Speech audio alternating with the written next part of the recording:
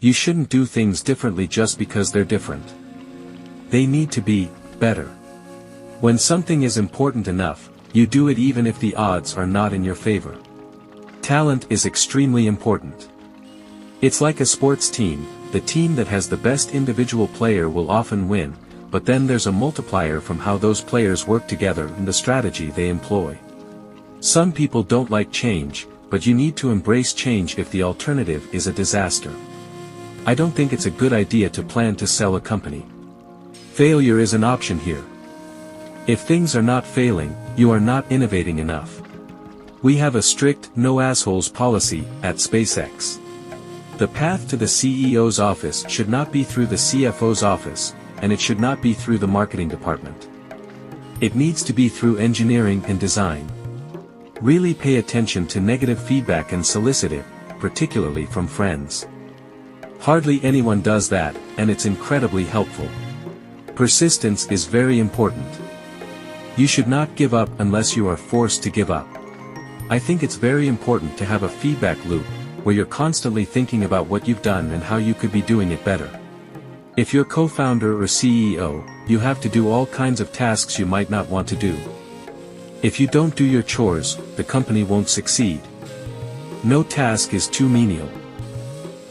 There's a tremendous bias against taking risks. Everyone is trying to optimize their ass covering. Don't delude yourself into thinking something's working when it's not, or you're gonna get fixated on a bad solution. It's okay to have your eggs in one basket as long as you control what happens to that basket. Being an entrepreneur is like eating glass and staring into the abyss of death. Brand is just a perception, and perception will match reality over time. Sometimes it will be ahead, other times it will be behind. But brand is simply a collective impression some have about a product. I always invest my own money in the companies that I create. I don't believe in the whole thing of just using other people's money. I don't think that's right.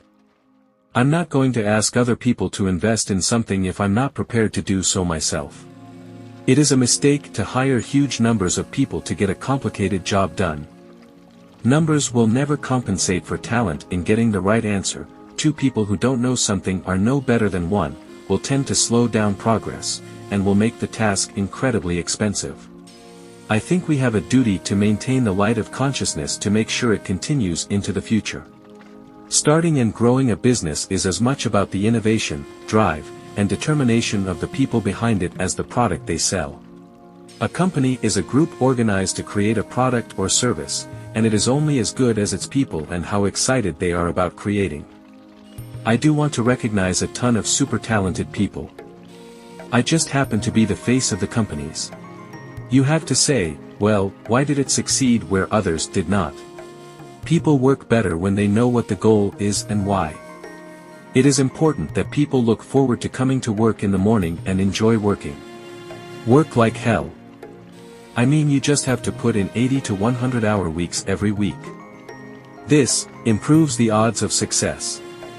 If other people are putting in 40-hour work weeks and you're putting in 100-hour work weeks, then even if you're doing the same thing, you know that you will achieve in 4 months what it takes them a year to achieve. I say something, and then it usually happens. Maybe not on schedule, but it usually happens. My biggest mistake is probably weighing too much on someone's talent and not someone's personality. I think it matters whether someone has a good heart. I don't create companies for the sake of creating companies, but to get things done. When somebody has a breakthrough innovation, it is rarely one little thing. Very rarely is it one little thing. It's usually a whole bunch of things that collectively amount to a huge innovation. I don't believe in the process. In fact, when I interview a potential employee and he or she says that it's all about the process, I see that as a bad sign. The problem is that at a lot of big companies, the process becomes a substitute for thinking. You're encouraged to behave like a little gear in a complex machine. Frankly, it allows you to keep people who aren't that smart, who aren't that creative. There are really two things that have to occur in order for new technology to be affordable to the mass market. One is you need economies of scale. The other is you need to iterate on the design. You need to go through a few versions. The first step is to establish that something is possible, then probability will occur. Brand is just a perception, and perception will match reality over time. Sometimes it will be ahead, other times it will be behind, but a brand is simply a collective impression some have about a product. It's very important to like the people you work with, otherwise life, and your job is gonna be quite miserable. I'm interested in things that change the world or that affect the future and wondrous. New technology where you see it, and you're like, wow, how did that even happen? How is that possible? As much as possible, avoid hiring MBAs. MBA programs don't teach people how to create companies. People should pursue what they're passionate about. That will make them happier than pretty much anything else. I think you should always bear in mind that entropy is not on your side. If you get up in the morning and think the future is going to be better, it is a bright day. Otherwise, it's not. If something has to be designed and invented, and you have to figure out how to ensure that the value of the thing you create is greater than the cost of the inputs, then that is probably my core skill.